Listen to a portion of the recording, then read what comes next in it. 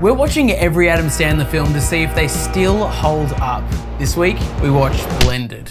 Blended has a lot of lovers battling against a mountain load of haters. Today, we find out where we stand. We play a game of Adam Sandler themed bingo around here using all the tropes of an Adam Sandler film. Up on screen are our bingo squares for this week. Joe, how did you go?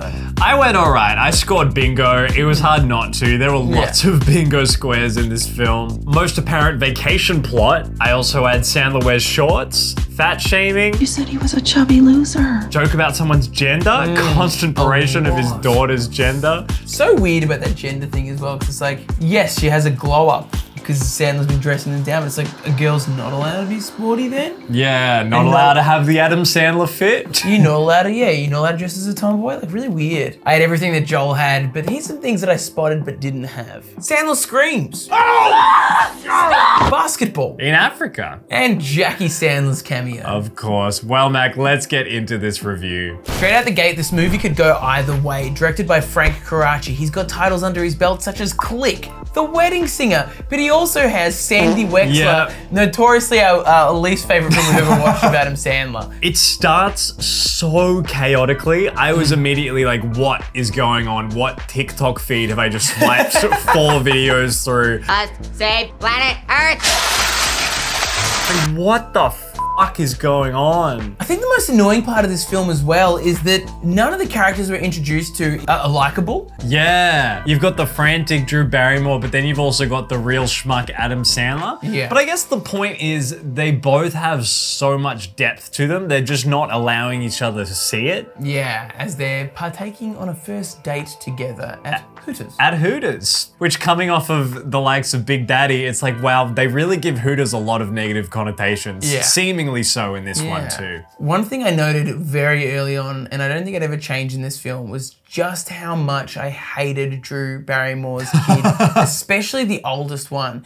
He sucks. Yeah, he's awful. Just the constant jokes of his putting up his babysitter's face on top of like nudie magazines. I'm like, how many times do we have to circle back to this joke? A trope that we find Adam Sandler puts himself into, I don't know why. He writes himself as very unlikable characters, real schmucky guys. Sometimes you get him as the wedding singer or Big Daddy where he's kind of likable, but in this movie, he just sucks. Yeah, he's trying to cover it up as being, like he's written the character to be really reserved because he's grieving his wife who passed away from cancer.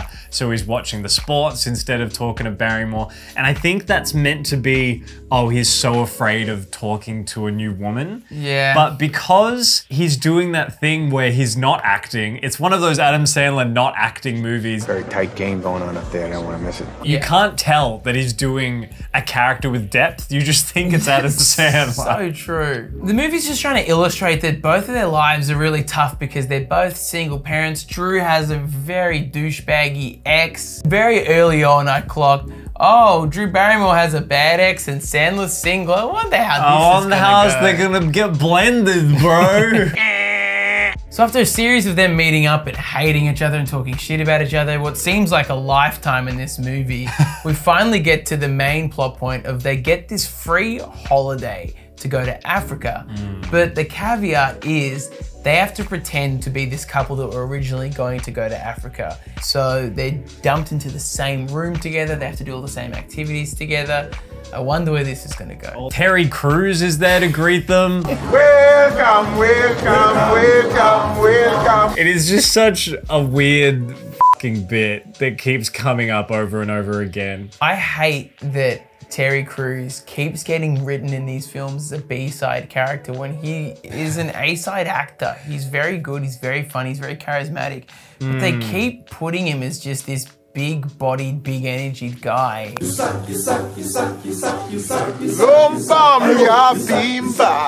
a fine actor.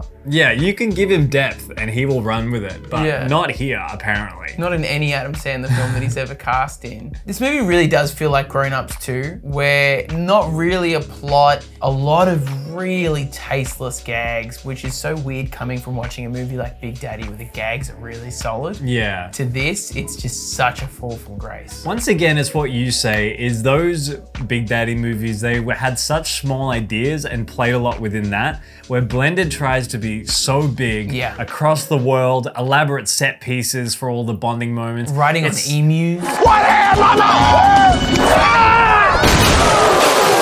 Chill out, dude. Just like hang out and spend some actual real human time connecting rather than littering in all these stupid bits. Just to give this movie a slight bit of grace though, the idea of blending two different families together and having this little retreat resort in Africa where all these families come together to do that, to blend two separate entities to one, is a sweet idea. It's kind of cute.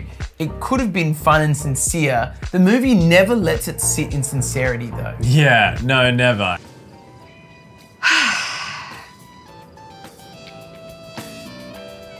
But what could be a really sweet movie that also heralds its set piece Africa? They just keep making a farce of it too. And Barrymore just in the air, like reacting to CGI animals. Just felt so disingenuous. Nothing in this film for the first 90 minutes made me feel anything, and it's got a 2-hour runtime. 90 minutes is where it should have ended, yeah, it's just way too long and not deserving of that.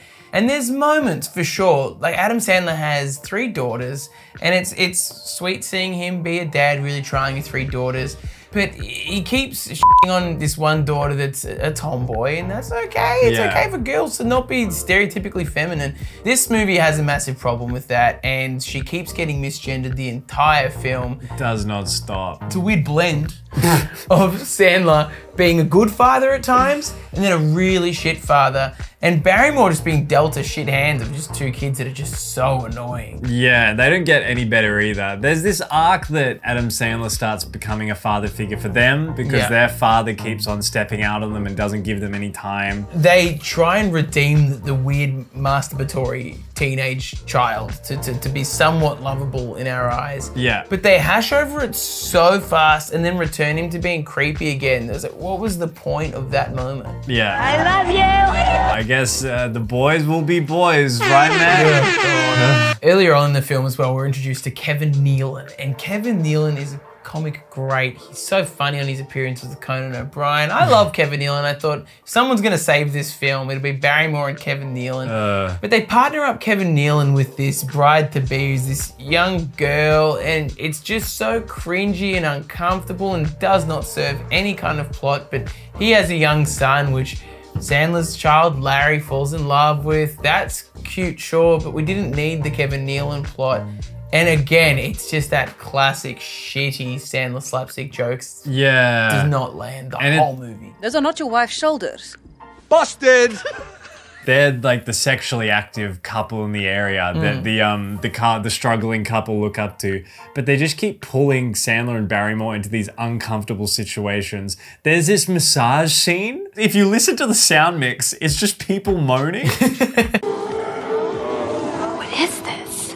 A scene out of the doors? I don't know. It was such an uncomfortable scene. I mean, a lot of this movie's so bizarre because so many characters serve as the part of comic relief that no one's really serving the part of sincerity but Drew Barrymore. And she is just holding the entire movie on her shoulders. Yeah, it gets to the point where the kids have become very comfortable with Drew and she's like saying goodnight to them and making them feel good about themselves. And that was some sweet in the movie. Sure. A sweet and a sour field. We eventually get to a point where Sandler finally takes Barrymore out on a date in Africa to reconcile with the first date that he had that was awful. Yeah. And it's sweet, and there's moments of love and connection and sincerity, and I didn't want to get my hopes up at the time, but I thought, oh, we're actually starting to get something here. Yes. This is great. And then they cut to the Monkey Orchestra. And it's just such a classic Adam Sandler trope. They will not let sincerity play out. They I always have to know. intercut it with a joke. Here's my take on that, because that dates at the 90-minute mark. They should have wrapped it up there. Instead, they drag it out for another half an hour outside of Africa. And hey, maybe it's a nice plot point that Adam Sandler wasn't ready for this. He needs to figure out the rest of his life first. And it does wrap up nicely back at home. But why not just slice out half an hour somewhere else and just have it wrap up somehow around that 90-minute mark? Because it just did not need that extra tack on. If I was in the cinema and didn't know what time it was, I'd be like, I'm ready to walk out. Yeah. It came to this point that was so nice, and now we're just back in the US. To be fair, the last 30 minutes in the US is where I thought the movie had its most conviction, and that's because we get reintroduced to the ex-husband and he starts meddling and ruining Sandler's chances, and we get Sandler starting to pine for Barrymore, and it feels the most real that the movie has ever felt. I guess so. And we get a bit of ballpark music playing too. Shocking that an Australian band got a sync. We like big ups to ballpark music. Favorite band. Genuinely, this last 30 minutes did redeem the film slightly for me. We get this really heartfelt moment where, again, the boys' father doesn't show up for them at a baseball game, but who does? Sandler and his whole family. Sandler. And they finally get their kiss moment, and that's wonderful. But you realize what the plot could have been, and I think that's the really annoying part about this movie and a lot of other ones. You can see what the movie could be if the studio or the writers didn't decide to constantly trip themselves up with shit gags. I know. I'm sorry, but we could dump entirely Terry Crews's character. We could dump the masturbation child of Drew Barrymore. We could dump the whole plot of Sandler calling his girl Larry, and we'd still have a really solid piece to work with here. They just executed it so poorly. Why the f did they ride emus? I know, and you just, my problem and why I checked out of the last half an hour and didn't feel it that much is I'm like, I know exactly what's gonna happen. They're gonna make up, they're gonna get together like they should have half an hour ago. Yeah. So I was just checked out by then. I think let's just rate this movie. I think we've got nothing good to say about it anymore. I don't know what that guy who rated it 5 stars was thinking, man. Man. It's all subjective, it's art, I get that. But it's meant to be comfort viewing. There was just nothing really comfortable about it. It was just constantly jarring itself and tripping itself up, as you said. I gave it a 3. Yeah, wow. I couldn't be asked was all I wrote for my rating. I hear what you're saying with the 3. It's very kind and generous of you. I think you could just go watch Vince Vaughn's Couples Retreat and probably get a similar vibe, maybe less cringy. I was gonna give this a 0, full disclosure. Whoa. And the rationale behind that was, I would never recommend this to somebody. I would never watch it again. I'm hating myself watching this right now. It's just making me feel worse and worse as I go, which is not what an Adam Sandler style film should do. They should just make you feel like your mind goes numb for an hour and a half. You get to the other end, you had some chuckles, thumbs up. Great. This made me just plummet, but that last 30 minutes of the film brought it back for me slightly. And I actually did feel something, almost had a little teary when Sandler finally showed up for the kid playing baseball. I thought, that's really sweet. That was nice. And it was a nice moment. I gave it a 2 because of that. There you go. It a 2. Hey, we can deal with that. But we may enjoy the next movie, which we're gonna pick now. All right, here we go, my man. All right, we are watching The Meyerowitz Stories. You seen that one? No. It's good. Hoffman and Stiller? Ben Still, yeah. I've always wanted Ben Stiller and Sandler to share the screen for a long time instead of just like short little cameos. I think it's really exciting. I'm keen. Well, if you like this review, we've got plenty of other Sandler reviews. Go click on one of those. And until then, my friends, make sure to tell someone you love them today. Bye. Bye now.